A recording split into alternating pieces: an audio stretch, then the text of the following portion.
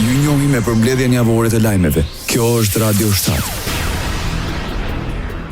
Vjojnë dështimet e radhës për konstituimin e Kuvendit të Kosovës.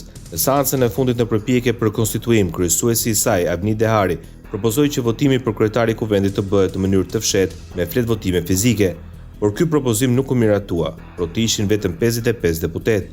Seanca konstituive do të vazhdojë për të 10-ën herë më 3 maj në orën 10, bëri të ditur kryesuesi i saj Avni Dehari. Është detyrim që seanca konstituive të zhvillohet 48 tetor pas ndërprerjes.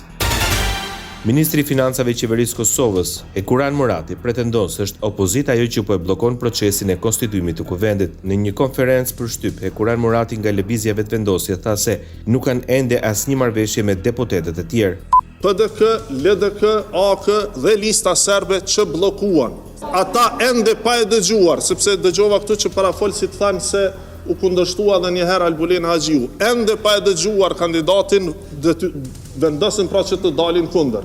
Krahas asaj, Ekuran Murati deklaroi se kryeministri Kurti ftoi në bisedime dy partitë më të mëdha, pasi duhet gjetur një rrugë përpara. Në pajtim me aktgjykimin e gjykatës kushtetuese të vitit 2014, konkretisht paragrafin 124, ku kërkohet apo propozohet dhe mundsohet që votimi të jetë i hapur, i fshehtë apo çfarë do forme tjetër, në mënyrë që të konstituohet kuvendi. Pra synimi është konstituimi i kuvendit e jo bllokimi. Gjykata kushtetuese ka paraqë cila do prej këtyre formave të votimit mund të përdoret. Kryetari i listës guxon në Kuvendin e Kosovës Faton Peci bëri sërish thirrje partive të tjera që të votojnë kandidaten e lëvizjes vetëvendosje për krye parlamentare Albulena Haxhiu. Është papranueshme që partitë opozitare thonë që këtë drejt që u ka dhënë qytetari edhe interpretimi i gjykatës kushtetuese na lejoni neve që ne ta kemi të drejtën që ta zgjedhim se kush duhet të jetë kryetari i kuvendit. Mendoj që ky është boshti i problemit edhe rrugë zgjidhja që duhet më dalë. Kryetari i Partisë Demokratike të Kosovës akuzon kryeministrin Albin Kurti se po sakrifikon vendin për Albulena Haxhiun. Po më vjen keq në çfarë situatë po e vendosin Avni Deharin vetëm për shkak të moshës së tij. Është një keqpërdorim absolut i një deputetit të Kuvendit të Kosovës, gjë që më vjen keq që po e pranon këtë rol, po kjo është pak e rëndësishme në raport me arbitraritetin e lëvizjes vetëvendosje që më të rëndësishme po e konsideron Albulena Haxhiun se sa Kuvendin e Qeverinë e Republikës Kosovës. Në një konferencë për mediat, u shpreh shqetësuar me insistimin e vetëvendosjes që Albulena Haxhiu të votohet për krye parlamentare. Kritika pati dhe për propozimin e ndryshimit të mënyrës së votimit në seancën konstituive. Nuk ka ndryshim të qëndrimit bllokues nga ana e lëvizjes vetëvendosje. Por më keq, ata sot shkuan edhe bënën shkelje të hapun kushtetuese. Me ftun votim të msheft në kohën kur ka filluar votimi tashmë dhe ka dështuar sa herë, është absolutisht e palehtëshme dhe jo kushtetuese. Nga Lidhja Demokratike e Kosovës reagoi Hykmete Bajrami. Pas dështimit të 9 për konstituimin e Kuvendit, Bajrami vlerëson se nuk mund të shkohet në zgjedhje dhe të shpenzojmë kohë vetëm për shkak se Albulena Haxhiu nuk po mund të ketë votat për kryetare Kuvendit. Nuk po pajtohemi për mënyrën e arsimit, si me ecë përpara, për zgjidhjen e problemeve të rinjeve, për papunësinë e plot probleme të tjera, po sepse partia fituese e cila i ka 48 vota, 48 ulëse në Kuvendin e Republikës së Kosovës, e ka një problem dhe një problem të vetëm. Ata i kanë reduktu problemet e të gjithë qytetarëve të Republikës së Kosovës në emrin e Albulena Haxhiu. Dhe në qoftë se shkojmë zgjedhje, shkojmë jo për shkak se nuk po kemi mundësi të zgjidhim problemet e qytetarëve të Republikës së Kosovës, sepse lëvizja vetëvendosje po refuzon të konstituojë institucionet dhe të merremi seriozisht me këto probleme, po dëshiron të përsërisim zgjedhjet për ta bërë zonjën Haxhiu kryetare të Kuvendit të Kosovës. E me votat e Lidhjes Demokratike të Kosovës, ajo nuk do të bëhet kryetare as edhe pas një procesi zgjedhor. Kritika pati dhe mbi propozimin për ndryshimin e mënyrës së votimit në Kuvend. Pos dështimeve sot siç e patu bë edhe një shkelje tjetër kushtetuese ligjore me arbitraritet në një proces të votimit i cili tashmë ka filluar dhe ka një kohë të gjatë, u tentua që të ndryshohet mënyra e votimit.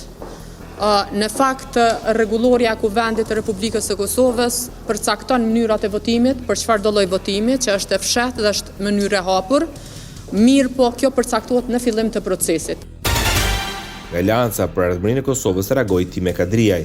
Ajo deklaroi se kjo parti do të duhet të siguronte 61 vota për të zgjedhur kryetarin e kuvendit dhe të ndryshojë emrin e Albulena Axhiut për kandidate për kryetare të kuvendit. Lëvizja vetëvendosje është dashur të sigurojë 61 vota për votimin e kryeparlamentarit, jo të kaloj në këto seanca të tilla e cilat vërtet nuk është në rregull. Kadria ofroi edhe zgjidhjen për të dalë nga kriza. Vota jonë e keni parë, nuk kemi marrë pjesë, kemi thonë që s'do të marrim pjesë në këto forma dhe këto ekzibicione që përbën lëvizja vetëvendosje dhe asnjëherë nuk do të bëhemi pjesë e lojrave të tilla të cilat organizohen. Dështuan në formimin e një komisioni, nuk ishin vota dhe tash shohim se çfarë do të ndodhë në seancën e pasnesërme. Kryetari i nismës socialdemokrate Fatmir Limaj tha se nuk marrin pjesë në votime ku ka shkelje. Ai foli pas dështimit të propozimit për votim të fshehtë. Si në të kaluarën e gjithmonë, vështirë të bëhet pa një marrëveshje politike, koalicioni të cilës e përcakton, e definon dhe vendos shumicën parlamentare. Dhe ajo shumicë zgjedh kryetarin e kuvendit dhe zgjedh qeverinë dhe qeverisë me vendin sipas mandatit ligjor të dhënë nga qytetarët e Kosovës dhe sipas ligjeve e Kushtetutës së Kosovës. Shpresoj e besoj, kjo është rruga që ndërtohen institucionet, kjo është rruga që bëhet politika gjithku në botë, kështu është bërë Kosovë deri më tani. Marrëveshje politike duhet të ndërtohen para se mu fut në kuvend dhe ajo shumicë pastaj udhëheq në ndërtimin e institucioneve prej kryetarit të kuvendit e den qeveri.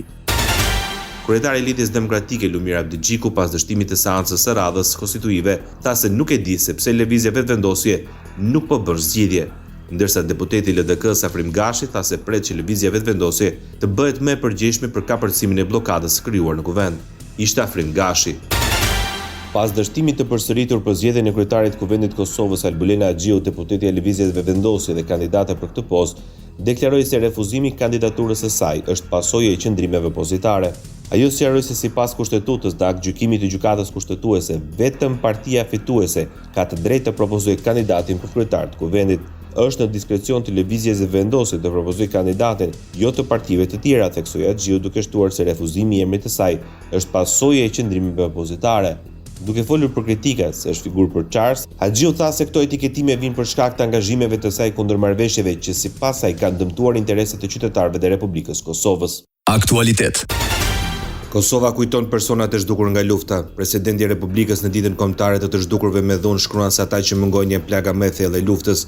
Sipas Vjosa Osmani, drejtësia për ta është një premtim që nuk shuhet kurrë.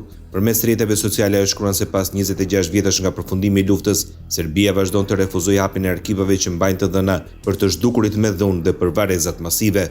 Ky refuzim është përsëritje e përditshme e krimit jo vetëm ndaj viktimave, por ndaj familjeve të tyre dhe ndaj gjithë Kosovës, shkruan kreu i shtetit në Kosovë përmes rrjeteve sociale. Kryeministri Albin Kurti kërkoi të rritet presionin ndaj Serbisë për hapjen e arkivave dhe zbardhjen e të vërtetës për krimet e luftës të kryera në Kosovë. Shefi i qeverisë tha se kjo është e nevojshme për të sjellë drejtësi dhe për të ndëshkuar përgjegjësit për genocidin që ndodhi në vend. Është domosdoshme këmbgulësia dhe efikasiteti i sistemit tonë të drejtësisë, por gjithashtu edhe mbështetja ndërkombëtare për këto krime të pazbardhura, të cilat kërkojnë përgjigje sa më parë, apelon Albin Kurti. Shefi i qeverisë përkujtoi masakrin 27 prillit 1999 në Mej dhe në Korenic, ku 376 civil shqiptar u vranë nga forcat serbe.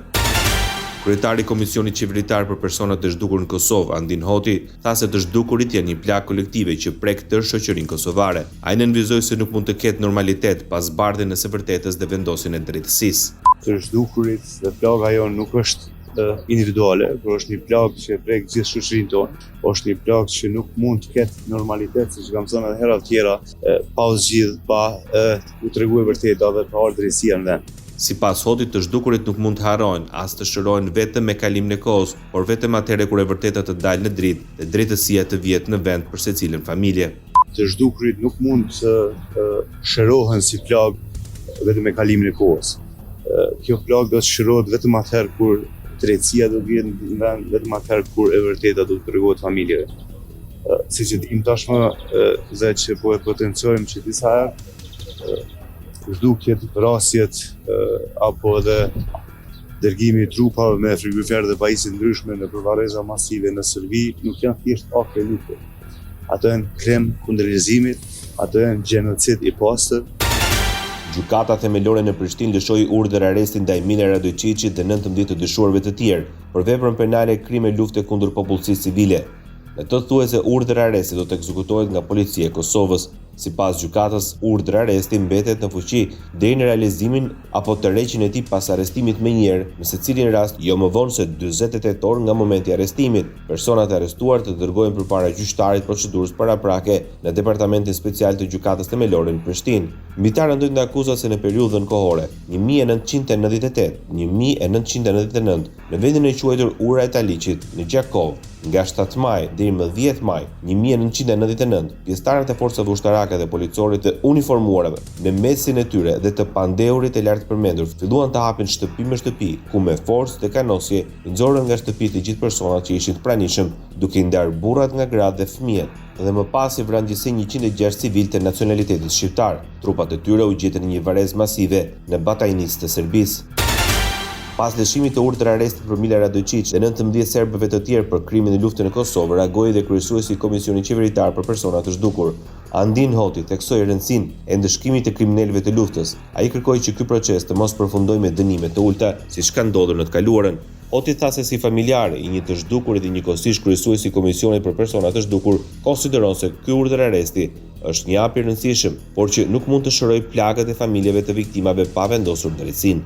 Ai theksoi se dhimbja e familjarëve nuk mbaron me identifikimin e të zhdukurve, por kërkon ndjekje penale dhe dënimin e kriminalëve të luftës. Komisioneri e Bashkimit Evropian për zgjerimin Marta Kos paralajmëron sërish se normalizimi i marrëdhënieve të Kosovës me Serbinë është parakusht që Kosova mund të marrë statusin e vendit kandidat dhe të nisë procesin e antarësimit në BE. Ne po presim formimin e qeverisë së re. Jam në kontakt me politikanët atje dhe ata pretendojnë se janë shumë pro normalizimit të marrëdhënieve me Serbinë, çka është parakusht që mund të nisë procesi negociatave ose të jepet statusi kandidatit, tha Kost në intervistë për Radio Europa Lirë. Ajo tha se është shumë e rëndësishme që qeveria e ardhshme e Kosovës të plotësojë disa parakushte që duhet përmbushen. Gjatë intervistës për Radio Europa Lirë, Kost u shpreh optimiste duke theksuar se nga pikpamja teknike mund të përfundojnë me Malin e Zi si antar deri në vitin 2026 dhe të përfundojnë me Shqipërinë si antar deri në fund të vitit 2027. Komisionerja për zgjerimin e Bashkimit Evropian Marta Kos paralajmëroi Serbinë se do të përballet me vështirësi serioze në rrugën drejt antarësimit në BE nëse presidenti Aleksandar Vučić viziton Moskën javën e ardhshme. Kos theksoi se vendimi i fundit për të udhëtuar apo jo në Rusi takon vetë Vučićit. Presidenti serb ka njoftuar se planifikon të marrë pjesë në paradën e ditës fitores më 9 maj dhe të zhvillojë një takim me presidentin rus Vladimir Putin. Takimi do të ishte i pari që nga fillimi i agresionit të plotë të Rusisë kundër Ukrainës. Serbia ka refuzuar të bashkohet sanksioneve të BE-s kundër Rusisë që nga nisja e pushtimit të Ukrainës në shkurt të vitit 2022. Ndoqët për mbledhjen javore të lajmeve. Kjo është Radio 7, zëri pozitiv i qytetit.